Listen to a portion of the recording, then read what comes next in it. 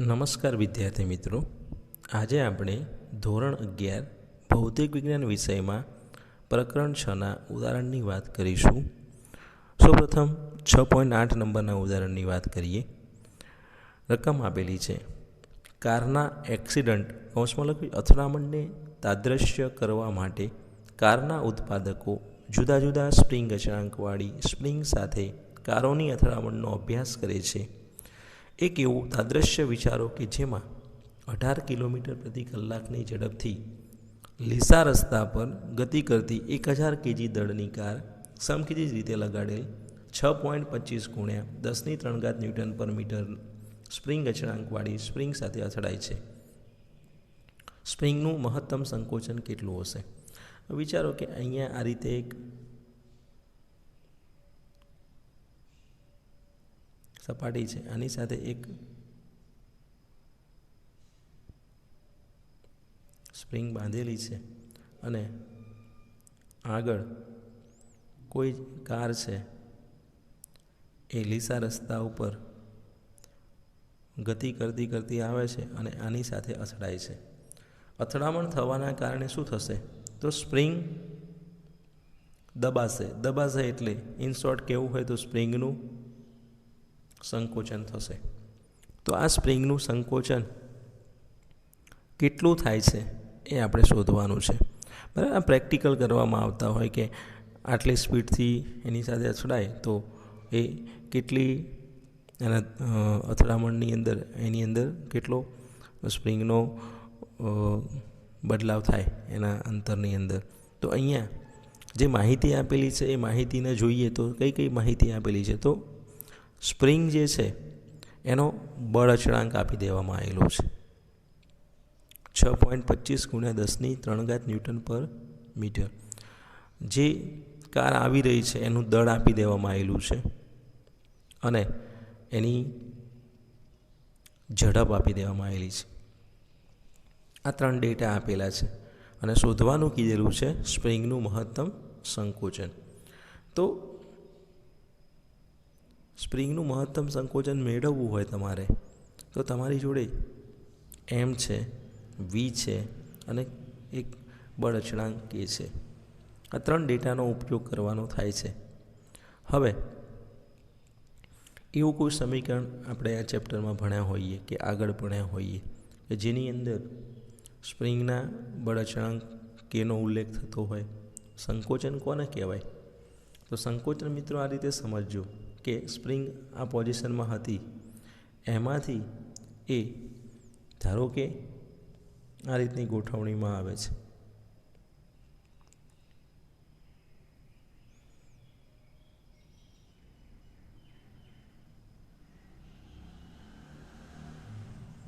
આ રીતે આવી જાય છે. તો પહેલાં ક્યાં હતી? તો કે પહેલાં આ પોઝિશનમાં હતી અને પછી એ દબાય છે. તો એનું સંકોચન જે થયું કહેવાય. એ સંકોચન આ રીતે તમે ધારો કે એક્સ જેટલું સંકોચન થાય છે તો એક્સ પણ આવી જાય સમીકરણમાં. તો એવા સૂત્રો તમે યાદ કરો કે જેની અંદર એક્સ આવતો હોય, કે આવતો હોય. તો આ ચેપ્ટરમાં જ આપણે ભણ્યા કે સ્પ્રિંગ જે છે એ સ્થિતિસ્થાપકીય સ્થિતિ ઊર્જા ધરાવે છે. સ્પ્રિંગની સ્થિતિસ્થાપકીય સ્થિતિ ઊર્જા જે છે એ આપણને ખબર છે કે એક્સ જેટલા સંકોચન માટે કેટલી મળે છે. તો એક્સ જેટલા સંકોચન માટે સ્પ્રિંગની સ્થિતિસ્થાપકીય સ્થિતિ ઊર્જા V(x) = 1/2 kx² પ્રાપ્ત થાય છે, જ્યાં કે એ બળ અચળાંક છે અને એક્સ એ સંકોચન બતાવે છે. બીજું, તમને આજે ગાડી વી વેગથી ગતિ કરીને આવતી હોય અને એનું દળ એમ હોય તો એ ગાડીની ગતિ ઊર્જા મળી શકે? ગતિ ઊર્જાનું સૂત્ર છે 1/2 mv². તો હવે મિત્રો તમે જવાબ મેળવવા માટે સક્ષમ બની ગયા છો. તમારી જોડે જે નિયમો છે કે અથડામણ થયા પછી સ્પ્રિંગ કેટલી દબાશે એવું શોધવાનું કીધેલું છે. તો એ સ્થિતિ ઊર્જા ઉપરથી મળી શકે છે અને ગતિ ઊર્જા કારની જોડે કેટલો વેગ છે એના ઉપરથી શોધી શકાય છે. તો જોઈએ આને. સ્પ્રિંગ જ્યારે મહત્તમ સંકોચાય ત્યારે કારની ગતિ ઊર્જાનું સંપૂર્ણપણે સ્થિતિ ઊર્જામાં રૂપાંતરણ થાય છે. એટલે ગતિ ઉર્જા સ્થિતિ ઉર્જામાં રૂપાંતરિત થાય છે. ગતિ કરતી કારની ગતિ ઉર્જા કેટલી થાય? તો કે બરાબર 1/2 mv². વીનો જવાબ કિલોમીટર પ્રતિ કલાકમાં આપેલો છે, તો એને શેમાં ફેરવી કાઢીએ? મીટર પર સેકન્ડની અંદર. તો કિલોમીટર પ્રતિ કલાકના મીટર પ્રતિ સેકન્ડ કરી નાખીએ તો 18 × 1000 / 3600 કરવું પડે, કારણ કે કિલોમીટરના મીટર 1000 થાય અને કલાકનો જે સમય છે એની સેકન્ડ 3600 થાય. એટલે આનો જવાબ મેળવીશું તો વી આપણને 5 મીટર પર સેકન્ડ પ્રાપ્ત થાય છે. હવે 1/2 mv² માં m 1000 છે, તો કિંમતો મૂકીને સાદુરૂપ આપી દઈએ તો આનો જવાબ આપણને 1/2 × 10³ × 5/2, અને આનું સાદુરૂપ આપીશું તો 5નો વર્ગ થશે 25, 25ના અડધા કરીશું એટલે 12.5, અને 12.5 × 10³ એટલે કે 1.25 × 10⁴ જૂલ જવાબ મળશે. યાંત્રિક ઉર્જા સંરક્ષણના નિયમ પરથી શું કહી શકાય? તો સ્પ્રિંગની સ્થિતિ ઉર્જા જે છે એ ગતિ કરતી કારની ગતિ ઉર્જા જેટલી થાય. આમાં જનરલી તમારી જોડે આવું સૂત્ર છે, ΔK + ΔV = 0.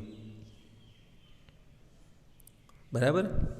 તો આ સમીકરણનો જ અહીંયા આપણે ઉપયોગ કરેલો છે, કારણ કે આ સમીકરણ ક્યાંથી આવે છે? તો તમને ખબર છે કે K1 + V1 = K2 + V2 થાય. તો K2 - K1 એટલે ΔK, V2 - V1 એટલે ΔV, એ બંનેનો સરવાળો 0 થાય. હવે આ સિચ્યુએશન પ્રમાણે સ્થિતિ ઉર્જા પહેલાં 0 હતી, પછી ગતિ ઉર્જા 0 થાય છે. તો સીધે સીધું લખી શકાય છે અહીંયા સમીકરણની અંદરથી કે આ જે છે યાંત્રિક ઉર્જા સંરક્ષણના નિયમ પરથી સ્પ્રિંગની સ્થિતિ ઉર્જા બરાબર ગતિ કરતી કારની ગતિ ઉર્જા.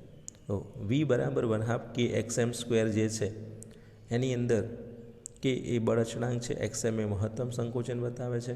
તો એક બાજુનો જવાબ તમે લાવી દીધેલો છે, કેટલો છે? તો કે ગતિ ઉર્જા જેટલો. ચલો, તો અહીંયા ગતિ ઉર્જાનો જવાબ લાયા 1.25 × 10⁴ બરાબર 1/2 × 6.25 × 10⁻³ × xm².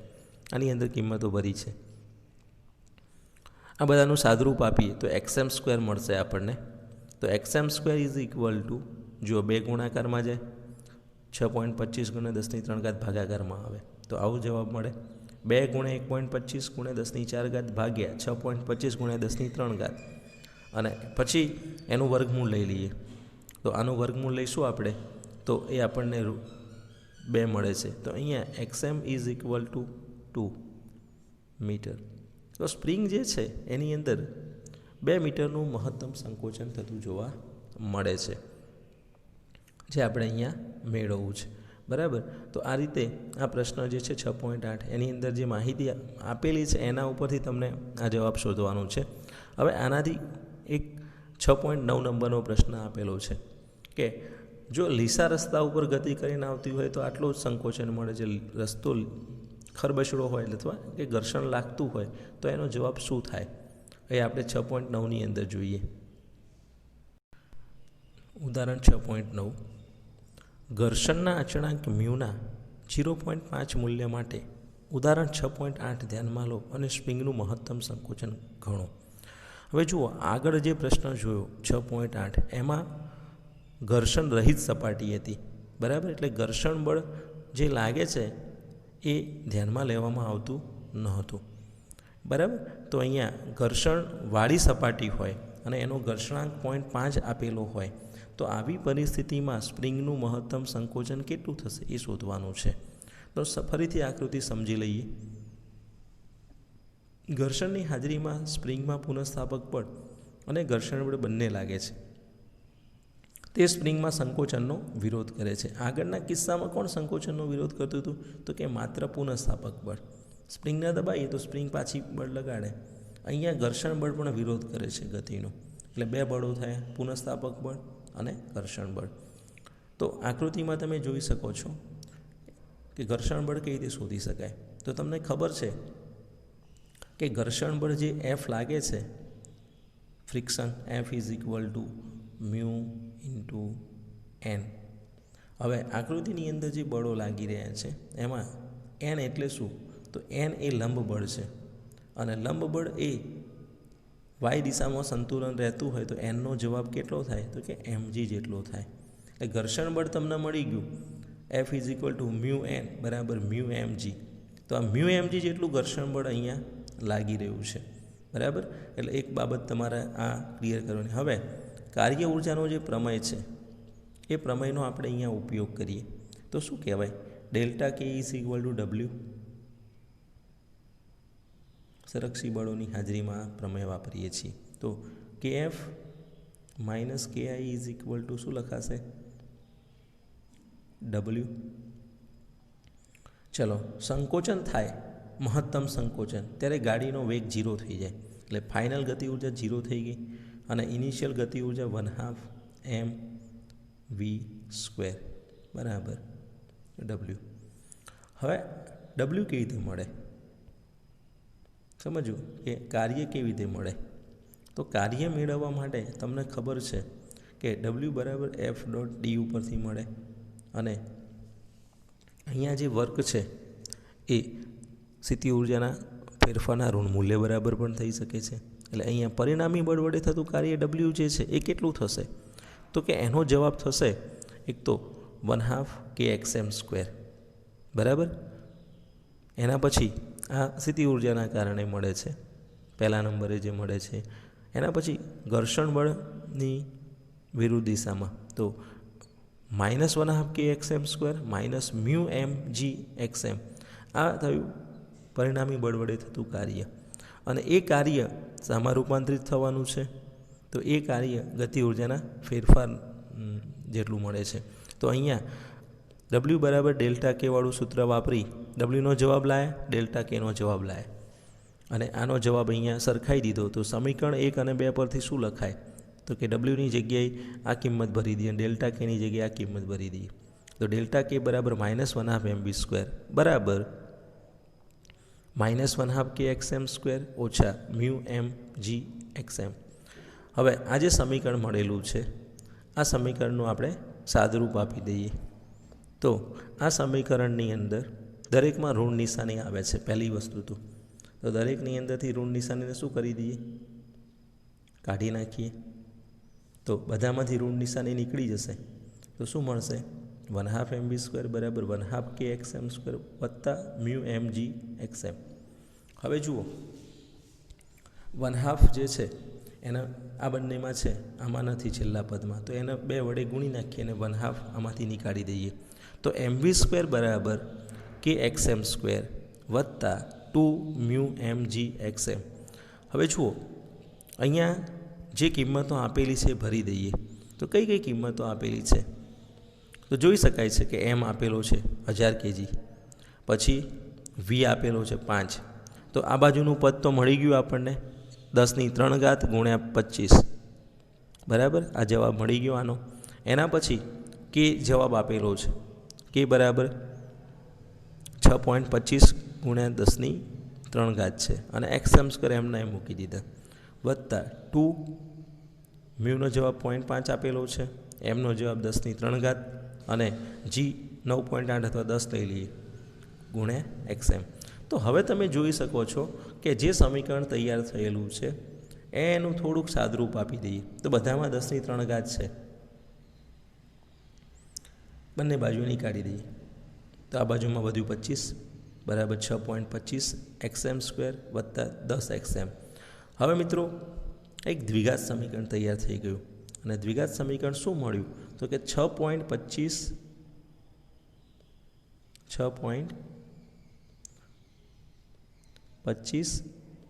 xm², આપણે અહીંયા x² જ લખીએ, બરાબર, વત્તા 10x અને ઓછા 25 બરાબર 0. હવે મિત્રો તમને ખબર છે કે આને a કહી શકાય, આને b કહેવાય અને આને c કહેવાય. તો a, b અને c ને ડિફાઇન કરી નાખ્યા. દ્વિઘાત સમીકરણ કોના જેવું છે? તો તમે આવું સમીકરણ ભણેલા છો, ax² + bx + c બરાબર 0 હવે આના બે બીજ મળી શકે, બરાબર. ડેલ્ટા ગ્રેટર દેન 0 હોય તો આપણને એના બીજ જે મળે છે એ આલ્ફા બીટાના પદમાં મળે છે. તો આના ઉપરથી આપણે આનો જવાબ મેળવવા માગીએ છીએ. તો આના સૂત્રને તમે જાણો છો. આવું એક સૂત્ર આવે છે, -b ± √delta/2a આલ્ફા અને બીટા બીજ માટેનું. તો હવે ડેલ્ટાનો જવાબ લાયા, ડેલ્ટાની જગ્યાએ b² - 4ac. ચલો બી કેટલા છે? તો કે અહીંયા જે બીની કિંમત 10 છે, બરાબર. તો બીનો જવાબ 10 મૂકીએ તો 100 અહીંયા આવશે -4ac. 4 × a એટલે 6.25 અને c એટલે -25. તો જવાબ મળે છે 725. 725 જે જવાબ મળ્યો આપણને, એ 725 જે આન્સર છે એ ડેલ્ટાનો થયો. તો XM વાળું જે સૂત્ર છે -b ± √delta/2a, આની અંદર કિંમતો ભરીને સાદુરૂપ આપી દઈએ તો શું જવાબ મળશે આપણને? તો કે -10 ± 725 ભાગ્યા 2 × 6.25, અને આનું સાદુરૂપ આપીશું તો આપણને આ સિચ્યુએશન પ્રાપ્ત થાય છે. -10 ± 26.9 ભાગ્યા 12.5, અને એનું સાદુરૂપ આપવાથી આપણને એક જવાબ ધન મળે છે, એક જવાબ ઋણ મળે છે. એક જવાબ જે મળે છે 15.9 ભાગ્યા 12.5, અને બીજો મળે છે -36.9 ભાગ્યા 12.5. નેગેટિવ તો શક્ય નથી સંકોચનમાં, તો જવાબ થાય છે 1.352 મીટર, અને જે 1.35 મીટર તરીકે એને લઈ શકાય છે. એટલે અહીંયા XM 1.35 મળ્યા કહેવાય.